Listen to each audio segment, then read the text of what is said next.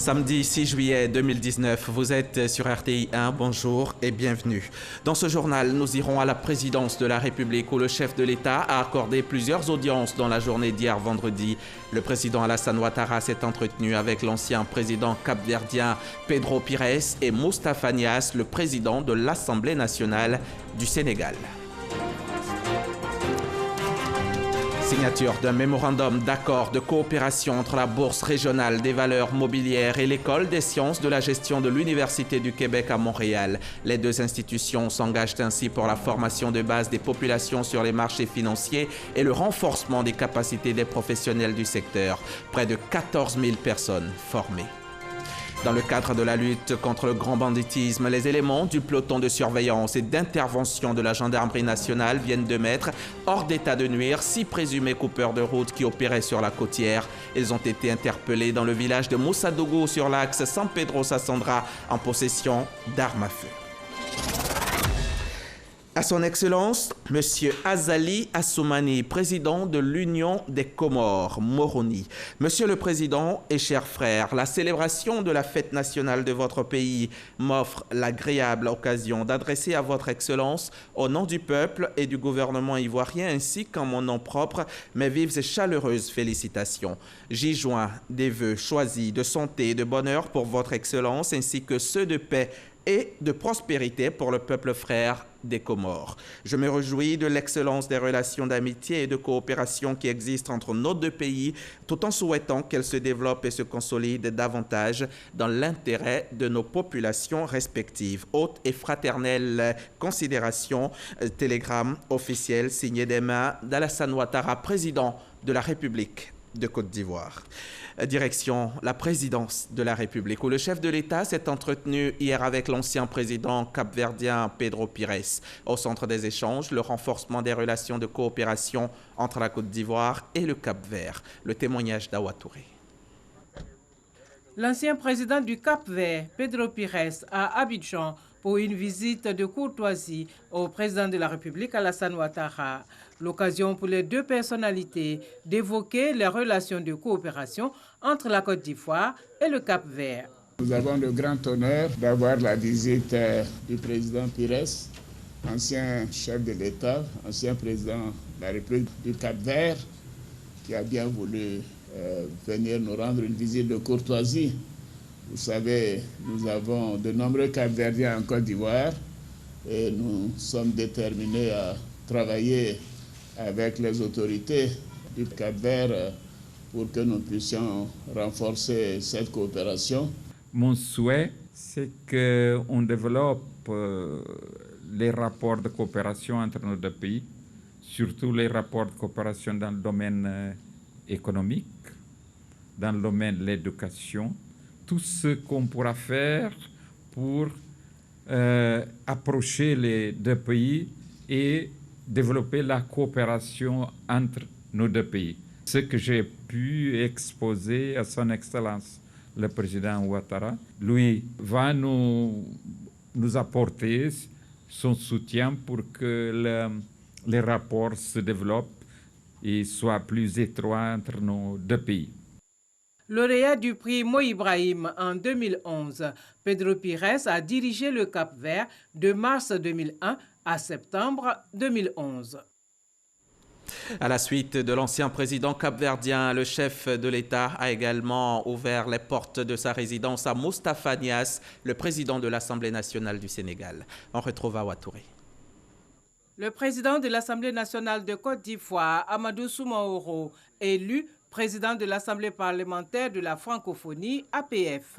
Annonce faite par le président du Parlement sénégalais, doyen d'âge de l'APF, Moustapha Niasse, à l'issue de sa rencontre avec le président de la République, Alassane Ouattara, en marge de la 45e session de l'APF qui se tient à Abidjan du 5 au 9 juillet. C'est toujours avec un très grand plaisir que je viens rendre visite à son Excellence, Monsieur le Président Alassane Ouattara, que je connais depuis plus de 30 ans. Nous sommes des amis, malgré les différences de situation qui existent entre lui, chef de l'État, et moi, modeste président de l'Assemblée nationale du Sénégal. Dans ce parallélisme de l'osmose, de la concertation et du partage et des idées et des choix, puisque nous sommes après nos chefs d'État. Parce que le chef de l'État est le magistrat suprême de la nation, élu par le peuple. Et c'est les chefs d'État qui ont la charge éminente de définir la politique de chaque nation dans ses diverses composantes. Et les assemblées nationales, malgré et avec le principe de la séparation des pouvoirs, sont chargées de légiférer. Mais on légifère sur des projets de loi qui viennent du gouvernement et sur des propositions de loi qui viennent des députés. Et les propositions de loi ne peuvent pas passer si le député qui a fait la proposition de loi n'a pas prévu en même temps les ressources qui permettent d'appliquer la loi au cas où elle est adoptée. Or, ces ressources-là sont gérées par l'exécutif, donc par les gouvernements, par les chefs d'État. C'est pourquoi le principe de la séparation des pouvoirs s'accompagne de la nécessité de coopérer, puisque le chef de l'État est au sommet de la pyramide nationale. Et je remercie son Excellence, M. le Président Alassane Ouattara, pour l'amitié qu'il me porte depuis plus de 30 années. Et je trouve le président Amadou Soumaoro, que j'ai eu le plaisir de recevoir à Dakar il y a quelques semaines. Et nous sommes là, aujourd'hui, les hôtes de la Côte d'Ivoire. Nous sommes 88 délégations de l'Assemblée parlementaire de la francophonie. Nous venons d'adopter l'ordre du jour. Nous venons d'adopter le rapport exécutif qui a été présenté par le secrétaire général parlementaire. Nous venons d'adopter le programme pour les 2 années à venir.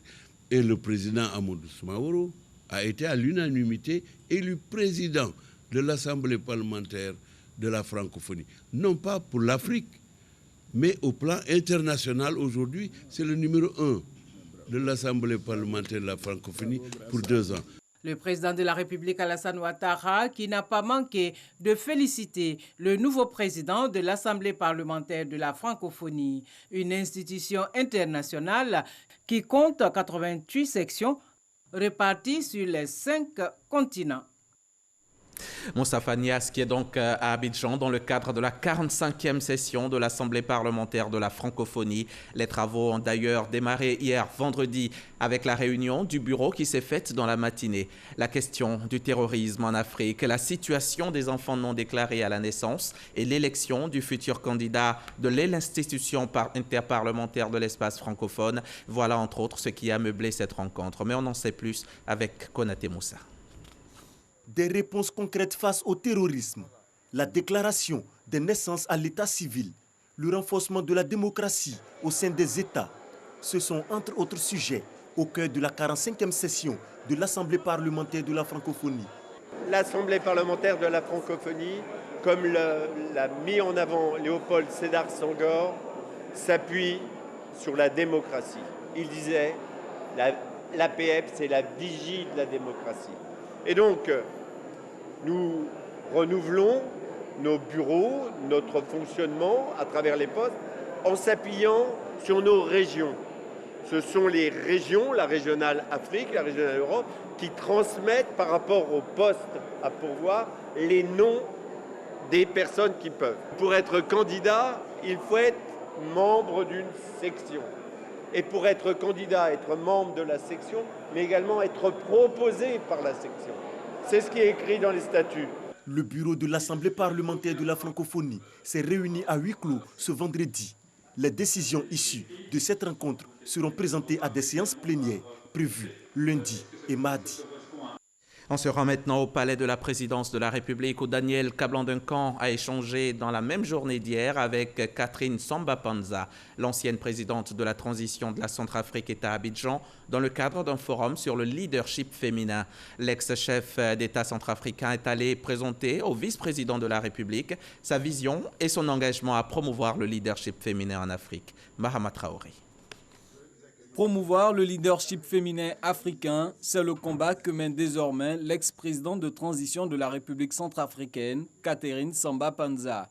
À la tête de l'Observatoire panafricain du leadership féminin, elle est à Abidjan en qualité d'invitée spéciale de la 2e édition du Forum des femmes entreprenantes et dynamiques. J'ai voulu partager avec les Ivoiriennes mes diverses expériences.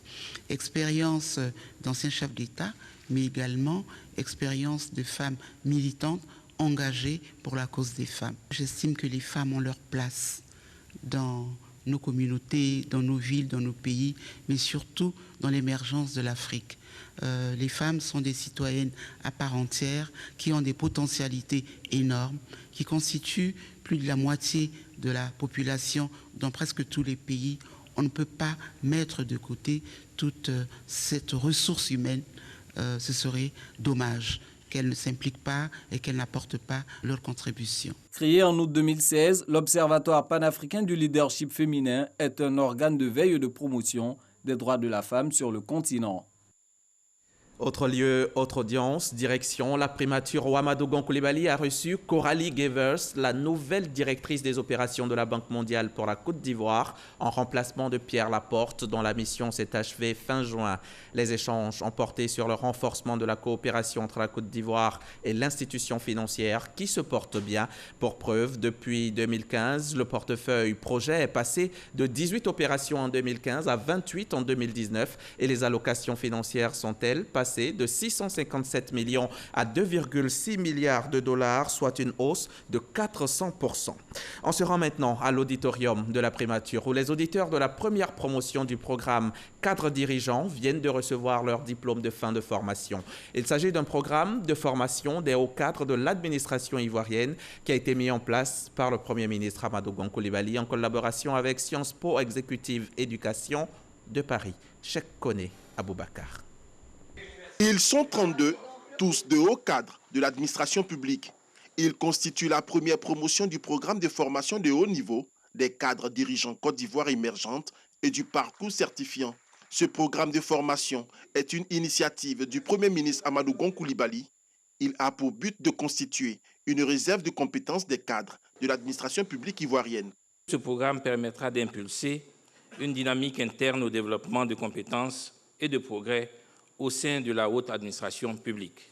Vous avez mérité ce certificat prestigieux que vous êtes appelé à valoriser au sein de votre administration ainsi qu'au sein du réseau des cadres ainsi constitué.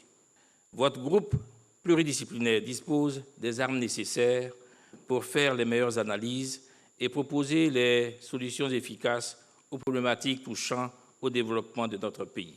L'économie ivoirienne enregistre de belles performances ces dernières années. La nécessité d'accélérer et maintenir ces progrès économiques implique la disponibilité d'un capital humain de qualité. Ce programme de formation de cadres répond à ce besoin. Ils ont su combiner la nécessité d'aller vite tout en donnant des résultats qui exigent un apprentissage de la gestion de l'imprévu, des obstacles et de l'urgence et des simultanés. Il a fallu également à chacun trouver ses propres ressorts pour tirer parti de l'intelligence collective, apprendre à négocier et à agir en collaboration pour atteindre un résultat construit à la fois sur les aptitudes individuelles et la compétence collective. Pour tous les nouveaux diplômés, la satisfaction est grande, mais les défis restent importants. Formés aux méthodes de disruption pour réformer le visage de l'administration, nous comprenons mieux la sociologie des organisations dans la conduite de nos activités. Nous avons également noté que l'action publique ne devrait pas se construire avec une approche dogmatique des problèmes, mais à travers une démarche pragmatique qui tient compte des réalités concrètes et de l'ensemble des parties prenantes. Sur 108 candidatures de hauts cadres de l'administration publique, seuls 32 ont été retenus dans le cadre de cette formation de 24 jours. Après le drame, le réconfort des populations, Ahmed Bakayoko s'est rendu hier à Abata, dans la commune de Bingerville. Le ministre d'État, ministre de la Défense, est allé apporter le soutien et la compassion du gouvernement aux familles des victimes du drame survenu dans ce village. Le compte-rendu d'Abou Sanogo. Le ministre d'État, ministre de la Défense, Ahmed Bakayoko, aux côtés des familles endeuillées du récent drame survenu dans le village de Abata, dans la commune de Bingerville. Une visite pour exprimer la solidarité et la compassion du gouvernement aux familles des victimes et celles endeuillées suite à la consommation de boissons frélatées dans la nuit du samedi 29 juin au dimanche 30 juin dernier dans un maquis cabaret. La présence d'Ahmed Bakayoko a soulagé la population encore sous le choc. Nous disons merci au président de la République, merci à son premier ministre et merci à tout le gouvernement. Nous profitons pour souhaiter les condoléances à toutes les familles ici présentes, à votre nom et au nom de toute la notabilité du village d'Abata. Ahmed Bakayoko a appelé la population à la vigilance. Il les invite au respect de la mesure conservatoire, à savoir la fermeture de tous les débits de boissons du village de Abata, afin d'éviter de nouvelles contagions, puis les a exhortés au calme. Je sais que votre peine est grande, la peine du village est grande. Je vous demande de garder la foi et que nous puissions prier pour ces jeunes qui sont partis si malheureusement. Je veux également profiter de l'occasion pour lancer un appel à tous les jeunes du village. Il faut faire attention à certaines activités. Et il faut faire attention aussi à ce que vous consommez. Quand on a un établissement qui accueille du public, on doit faire attention à ce qu'on prépare, à ce qu'on offre à manger, à ce qu'on offre à boire. Je souhaite que cela ne se reproduise plus, ni à Bata, ni nulle part en Côte d'Ivoire. Le bilan de ce drame fait état de 7 personnes, dont les décès ont été constatés. Une enquête est ouverte pour élucider les causes de ce drame. Avant de mettre le cap sur Abata pour parler compassion, Ahmed Bakayoko était au groupement ministériel des moyens généraux où il a remis les clés de 75 véhicules neufs aux armées et à la gendarmerie nationale, de quoi renforcer leur capacité opérationnelle. On reste avec Abou Sanogo. Des véhicules à pick-up double cabine adaptés aux missions en terrain difficile. Des véhicules de commandement entièrement climatisés avec toutes les innovations technologiques. Au total, 75 véhicules mis à la disposition des armées et de la gendarmerie nationale par le président de la République Alassane Ouattara. Cet appui à la mobilité vient renforcer les capacités opérationnelles des armées et de la gendarmerie nationale pour répondre aux défis sécuritaires. Les clés ont été remises par le ministre d'État, ministre de la Défense Ahmed Bakayoko aux bénéficiaires, à la place d'âme du groupement ministériel des moyens généraux. Lesquels bénéficiaires n'ont pas manqué d'exprimer leur gratitude au chef de l'État Alassane Ouattara, chef suprême des armées. En nous remettant ce don pour faciliter l'exercice de l'autorité à nos collaborateurs. Je voudrais donc aussi profiter de cette occasion pour vous prier, Monsieur le ministre d'État, ministre de la Défense, de bien vouloir transmettre à Monsieur le Président de la République, chef suprême des armées, et à Monsieur le Premier ministre, chef du gouvernement, notre profonde gratitude. Le ministre d'État, ministre de la Défense, Ahmed Bakayoko, en remettant les clés de ce moyen roulant, a invité les bénéficiaires à poursuivre avec plus de professionnalisme leur mission de sécurisation du pays. Ce geste, c'est un encouragement et c'est un engagement à persévérer. Nous devons sécuriser tous les mètres carrés de notre territoire au regard des événements dans la sous-région où la sécurité globale est menacée. Notre capacité à nous déployer, notre capacité à quadriller le territoire doivent être renforcées par ces véhicules. Ces dons de matériel roulant aux armées et à la gendarmerie nationale s'inscrivent dans la loi de programmation militaire. C'est connu, quand elles sont équipées, les forces armées travaillent efficacement et les résultats sont au rendez-vous. Les éléments du peloton de surveillance et d'intervention de la gendarmerie nationale viennent de mettre hors d'état de nuire 6 présumés coupeurs de route qui sévissaient sur la côtière. Ils ont été pris sur l'axe San Pedro-Sassandra en possession d'armes à feu. On suit la correspondance de Sam Conan. Profitant de l'état de dégradation avancé de la côtière, un gang de coupeurs de route s'est installé sur cet axe.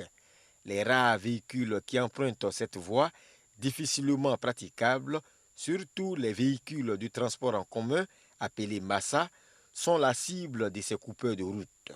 À l'aide de fusils calibre 12, de lance-pierres, de lacrymogènes, de torches pour les opérations de nuit, ces individus encagoulés et habillés en tenue militaire dépouillent les passagers. Sont des bandits. Quand le voiture arrive, on est sur le bord de la route. Quand le voiture arrive, on sort. Maintenant, on prend le véhicule pour rentrer en brousse. Maintenant, tout le monde se couche à terre pour donner. On a reçu 3 véhicules. Et dans les 3 véhicules, on avait reçu 175 000 francs. Puis téléphone, l'agent, c'est ça seulement. Les éléments du général Apollo Alexandre Touré, exploitant un renseignement, se sont rendus dans le village de Moussa Dougou sur l'axe San Pedro-Sassandra où ils ont mis aux arrêts Ces individus coupeurs de route, au nombre de 6, qui régnaient sur la côtière. En leur possession, plusieurs objets, dont des téléphones portables. Les hommes du commandant supérieur de la gendarmerie nationale ont également mis fin aux activités d'un présumé trafiquant de drogue et d'une dame spécialisée dans le commerce de produits prohibés. Tous ont été conduits à la maison d'arrêt et de correction de Sassandra. On va parler éducation nationale. Le ministère s'attelle à équiper les groupements agricoles mobilisés autour des cantines scolaires. Au nombre de 50, ces groupements viennent de recevoir du matériel agricole d'une valeur de plus de 125 millions de francs CFA des mains de la ministre Kandia Camara. Reportage Marcelin Clat dans un récit de Serge Collier. 24 mototricycles, 5 broyeuses, 6 décortiqueuses de riz et 15 kits de matériel agricole. Le tout d'une valeur d'environ 125 millions de francs CFA mis à la disposition des 50 meilleurs groupements mobilisés autour des cantines scolaires. Pour la ministre Kandia Camara, cette action vise à dynamiser la politique d'alimentation scolaire menée par la direction des cantines scolaires. Je souhaite vivement que ce matériel contribue effectivement et efficacement à accroître la performance de vos groupements en vue de permettre la pérennisation des cantines. De cela dépend, vous vous en doutez, l'avenir de nos enfants et de la condition essentielle de l'émergence à laquelle nous aspirons tous. Coopérative dédiée à la cause de l'éducation, ces groupements approvisionnent chaque année les cantines scolaires de Côte d'Ivoire d'une part importante de leur production agricole. Avec ça, nous pourrons aller au champ, avec ça, nous pourrons nous déplacer pour aller voir les autres campements, les autres groupements aussi et les sensibiliser pour continuer à travailler. Depuis 1989, l'État de Côte d'Ivoire s'est engagé dans un vaste programme de développement des cantines scolaires soutenu par le Programme alimentaire mondial. Pour son plan stratégique 2019-2023, le PAM prévoit accompagner 2000 groupements agricoles afin d'appuyer les efforts de la Côte d'Ivoire. À ce jour, plus d'1 million d'enfants bénéficient des cantines scolaires, selon la ministre de l'Éducation nationale, de l'enseignement technique et de la formation professionnelle. Et puis les inscriptions pour l'année 2019-2020 démarrent bientôt. Des inscriptions qui vont se faire en ligne comme les années précédentes. Et les 3 opérateurs de téléphonie mobile seront mis à contribution. L'information a été donnée par le chef de cabinet du ministère de l'Éducation nationale, de l'enseignement technique et de la formation professionnelle. C'était au micro de Grace Kando.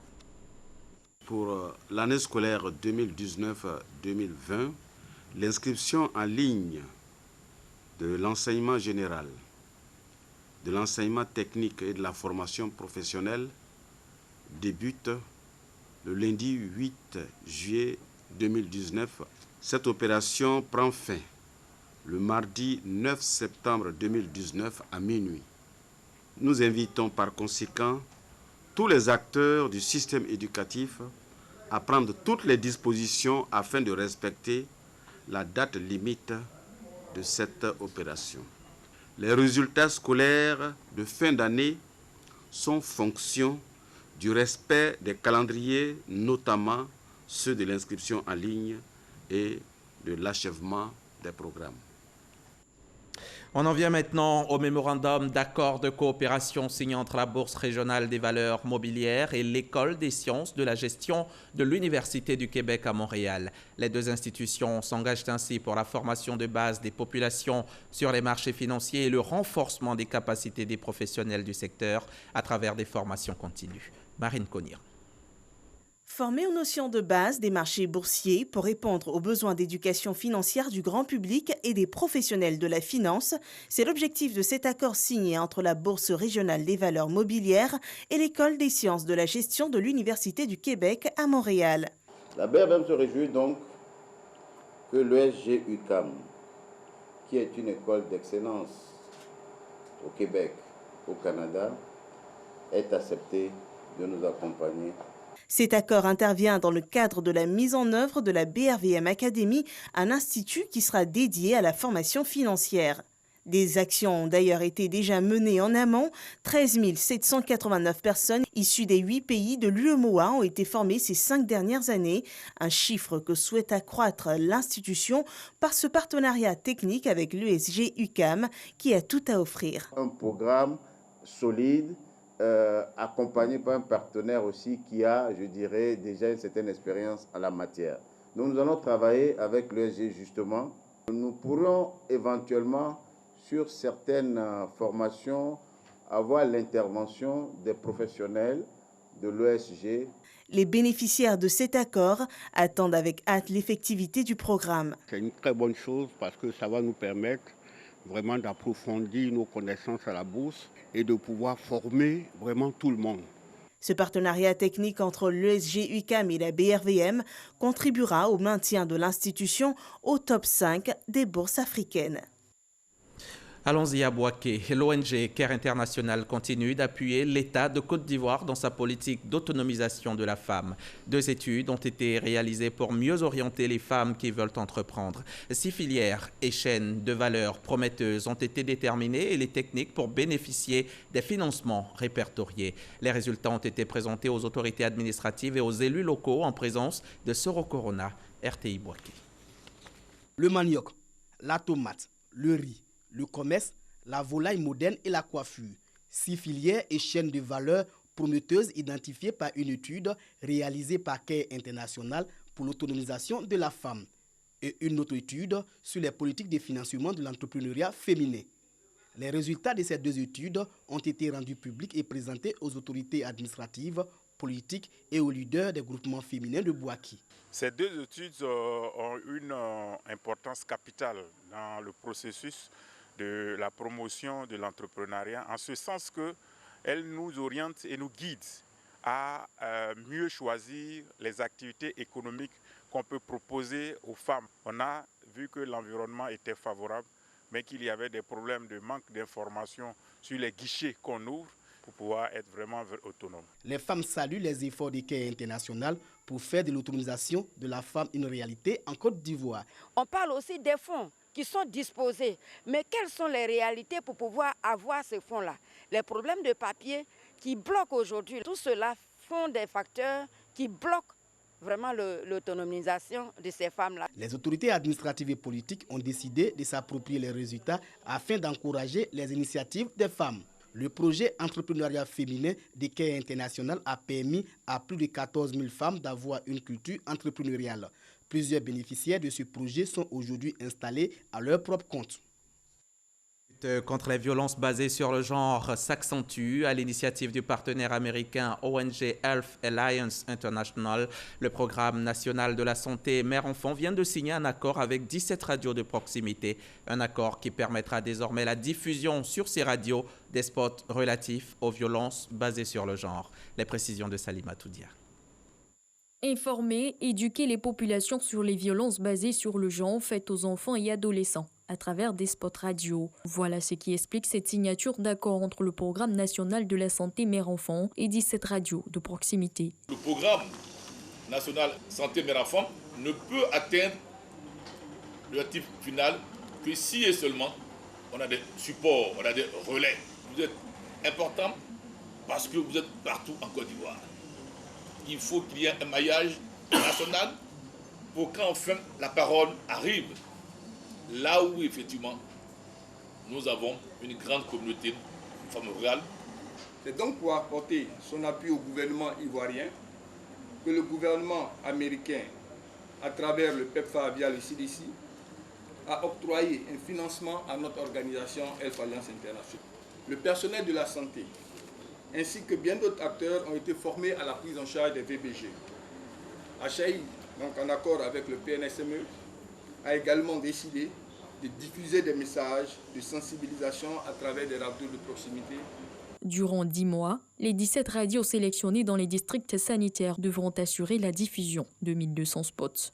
Toutes les radios de proximité et toutes les radios confessionnelles retenues pour cette campagne vous disent merci et vous rassurent du fait que le travail à elles confié sera fait de sorte que les différentes populations qui entendront ce message puissent avoir désormais un bon comportement en faveur des enfants. En plus du français, les langues Bété, Malinké, Guéré et Yakuba seront utilisées pour la sensibilisation des populations sur les VBG. La CAN, Coupe d'Afrique des Nations, édition 2019 se poursuit au Caire en Égypte. Après les rencontres d'hier qui ont vu la victoire du Bénin sur le Maroc et celle du Sénégal sur l'Ouganda, le Nigeria sera opposé cet après-midi au Cameroun. Ce sera à partir de 16h. L'Égypte et l'Afrique du Sud, elles, se mesureront sous le coup de 19h. C'est la fin de ce journal. Merci de l'avoir suivi. Très bonne suite des programmes sur la chaîne Kiras.